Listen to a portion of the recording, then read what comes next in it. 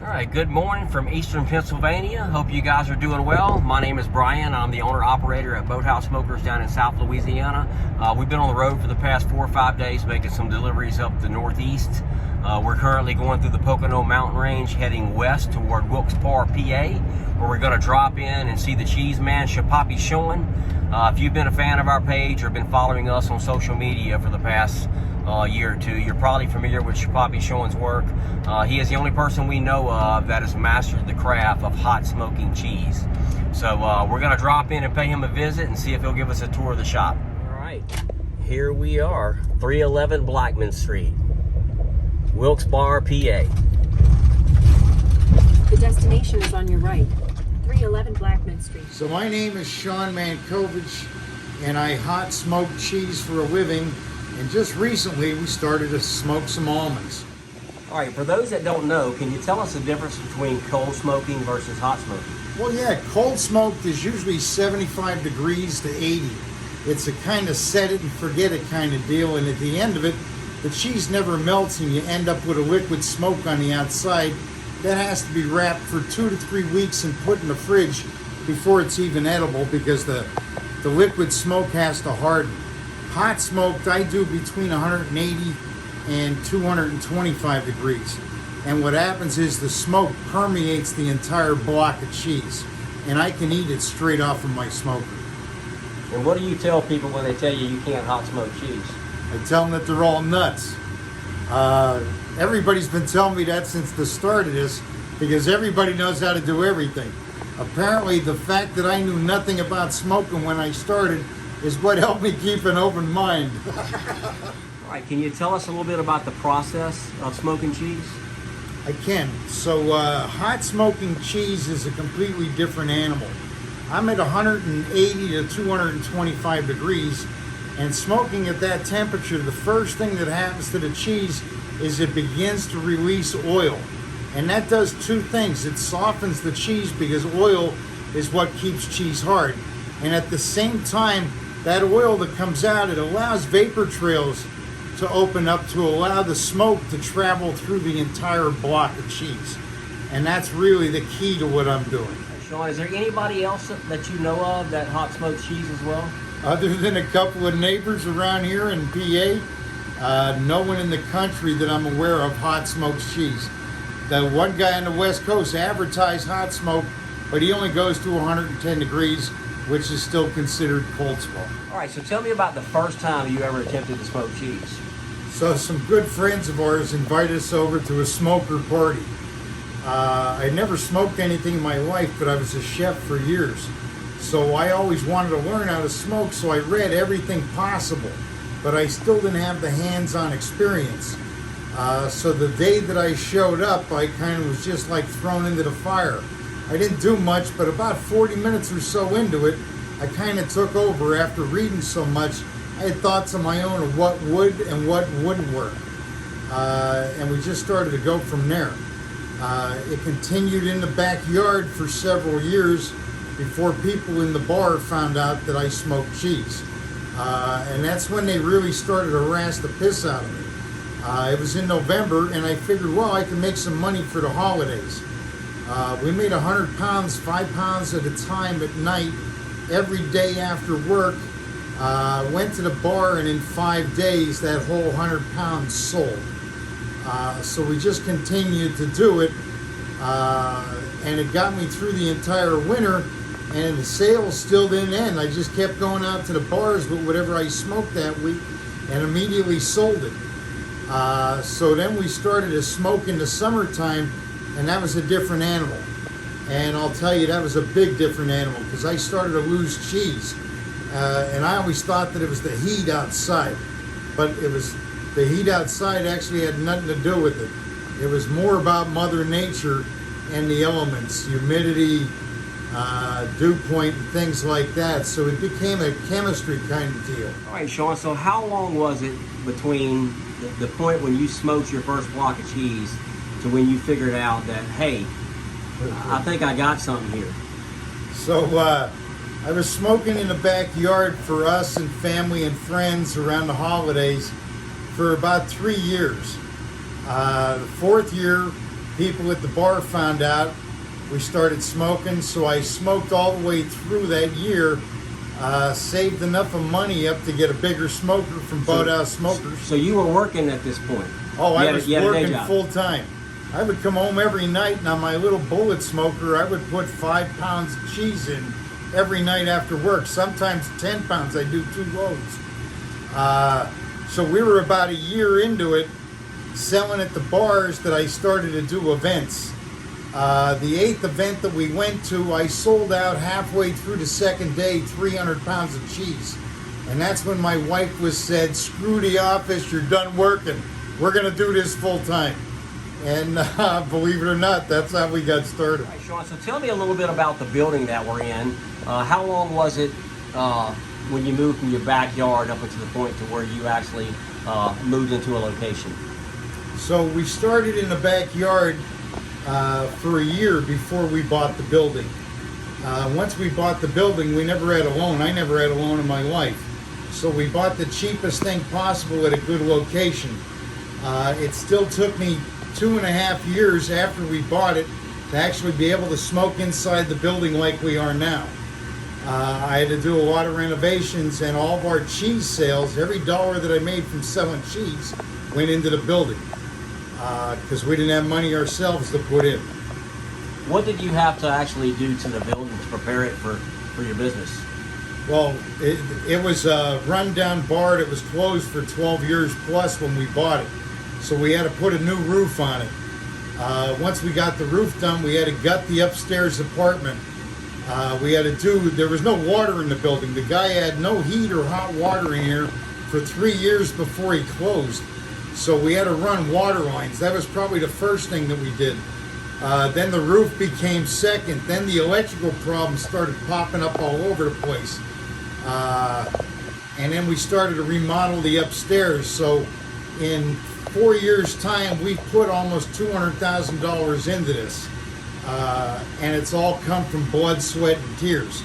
Sell a lot of cheese, put a lot of money into the building. Sell a little bit of cheese, put a little bit of money into the building.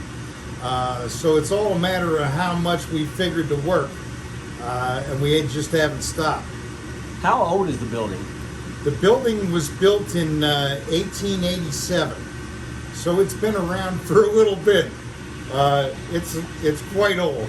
So you had no refrigeration, no air ventilation system, nothing when you moved in. You were just starting from a blank shell.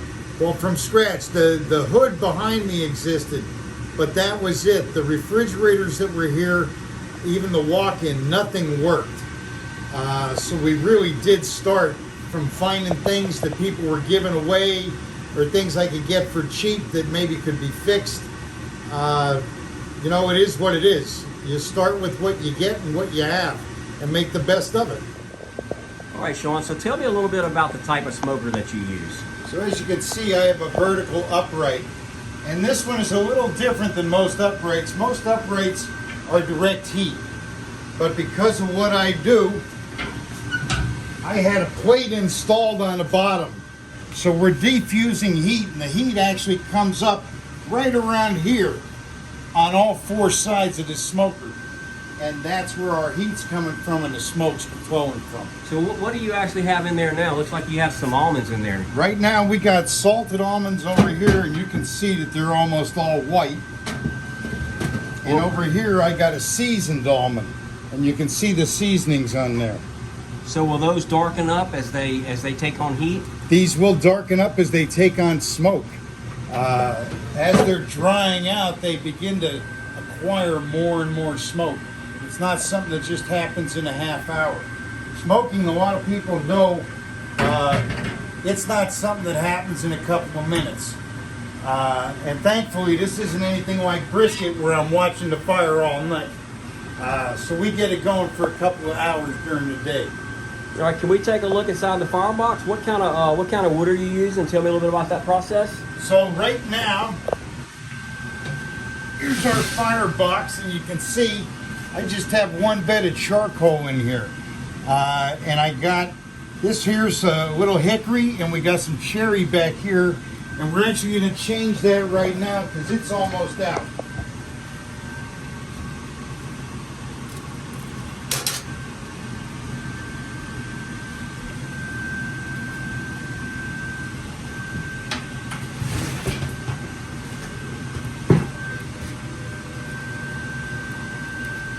looks like right now we're cruising at about 175 degrees. Is that pretty normal? That's where you want to be? That's where I want to be for the almonds. Yep.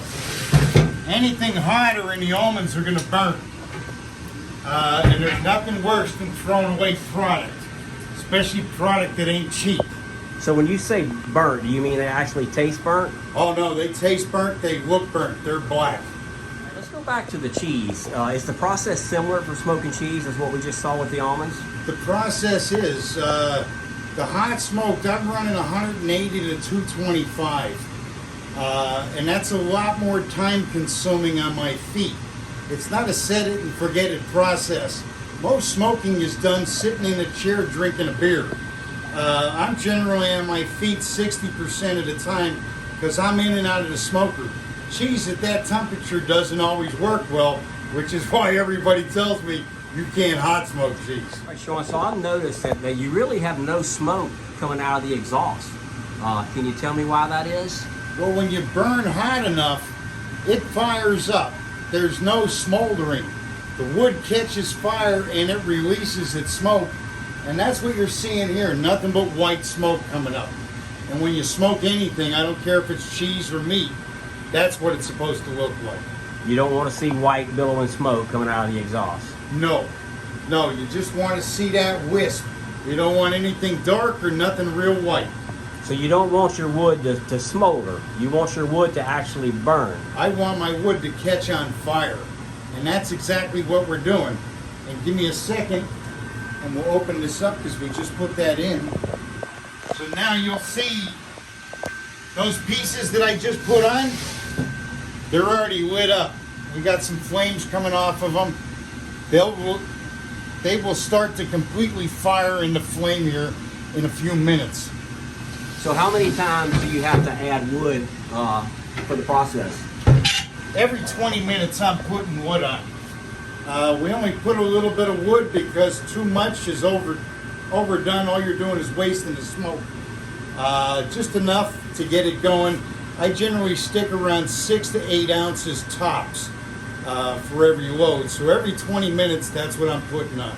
All right. Do you get a spike in temperature when you add the wood?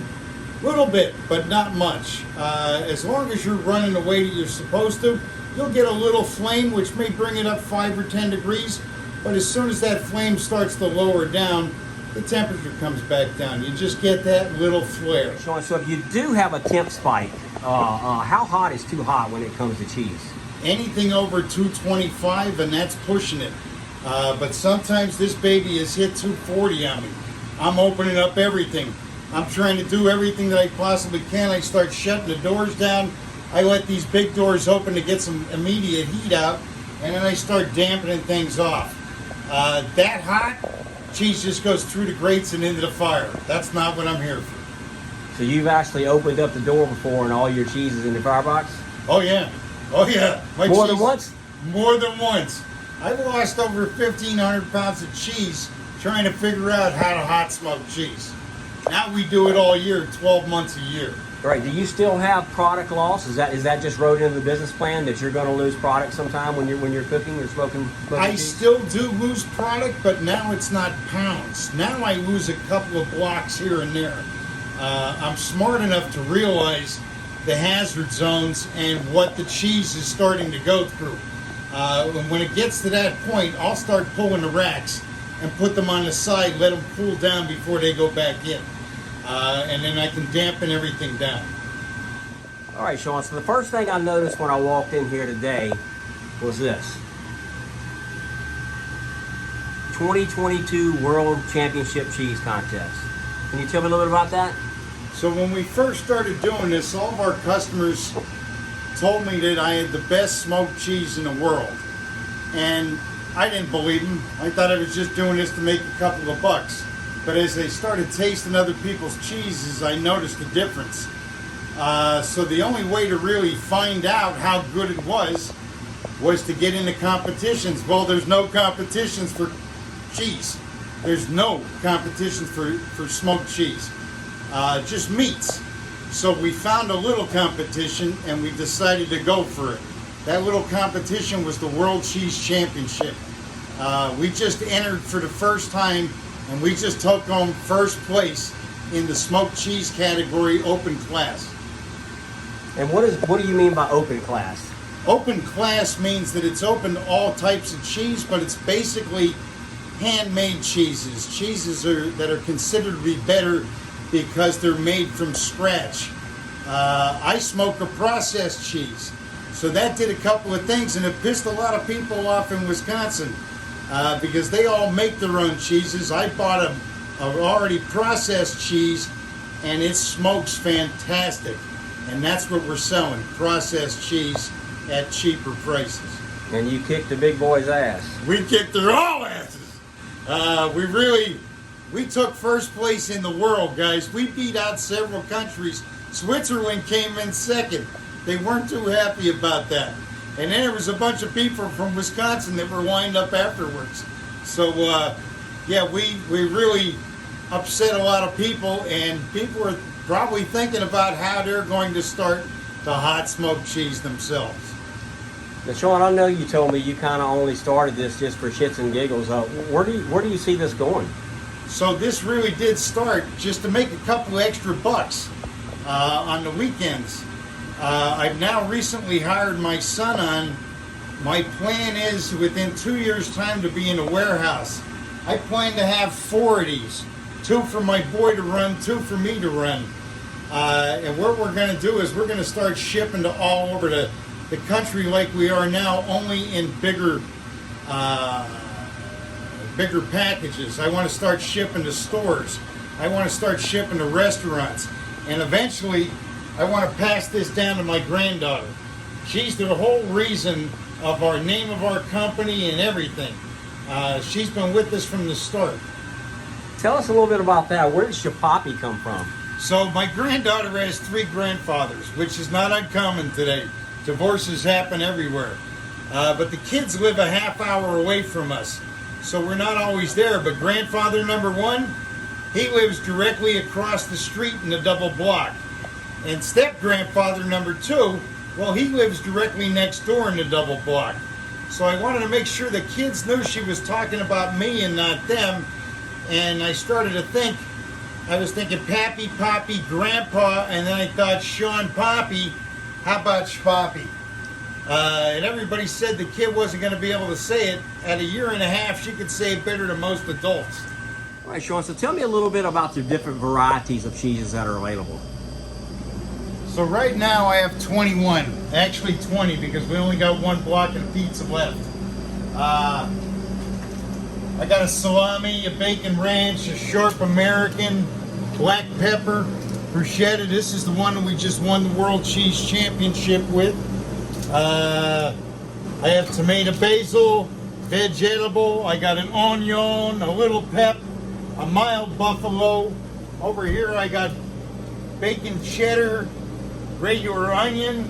I got a roasted garlic, pepperoni. I got pizza, horseradish, rye that tastes just like rye bread. I got a chipotle onion, a hot pepper, a buffalo wing, and a ghost pepper. What would you say is your favorite? Do you have kids, Brian? Yes, I do. What's your favorite? If I didn't like them, they wouldn't be on my table. Gotcha.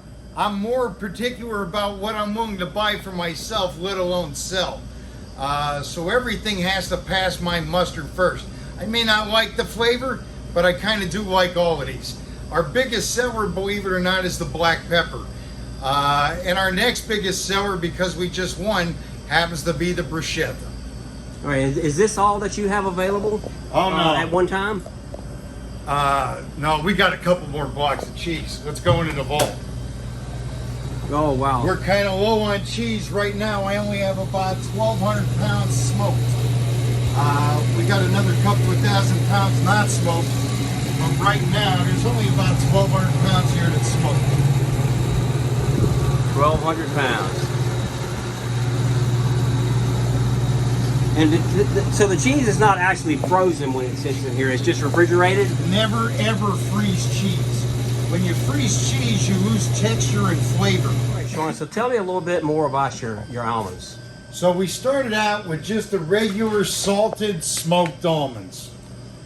And this is just a sea salt that's on there. And then I moved into the Harmony Seasoned Smoked Almonds. And these are, we call them Harmony because the basis is parsley, sage, rosemary, and thyme. You know, I can't sing. That's not what I'm hired for. But anyways, the seasoning on them is kind of more or less a poultry seasoning, and it's completely different from things that you're used to getting in the store. Hey, Shawn, I really appreciate the tour. I'm glad I have had the opportunity to drop by and say hello today. You and I have been friends for pretty good while now. And anybody who knows me or follows me on Facebook at all, they know who Shpoppy Shawn is. He makes the absolute best cheese on the planet. So if somebody wants to order some cheese, tell them how they find you. So first off is most popular, Shpoppy Shawn Smoked Cheese on Facebook. And if you just look up SHP, the rest usually follows after that. Then we have a website, ShpoppyShawnSmokedCheese.com, that you can order off of. Then we're on TikTok and Instagram, and that's where we're at right now. Or you can come out and see us at one of the events. When I go out to the events, I take a cheese flight with me. And each and every one of my cheeses I put on the table, and I walk you through a cheese flight, just like a wine flight. I don't want you to get lost in the tastes. I want you to know exactly what each and every one tastes like. So I explain that to you as we're going through. So when you say shows, can you tell, what do you mean by shows? So we do a lot of events like small little bazaars, fundraisers, up to fairs. So those are the type of events that are going around throughout the nation with a lot of other little small businesses, people just like myself, trying to sell their wares. And if somebody wants to drop by and see you, where can they find you at? They can find us at 311 Blackman Street in Wilkes-Barre, PA. They can give me a call, 570-574-0217. That's my cell phone and my business phone. All right, so the day's not officially over until the chief taste tester puts his stamp of approval on it. Like some of this? Shake. Good boy. Good boy, brisket. Good boy. Was that cheese good? Huh? Yeah, it was good.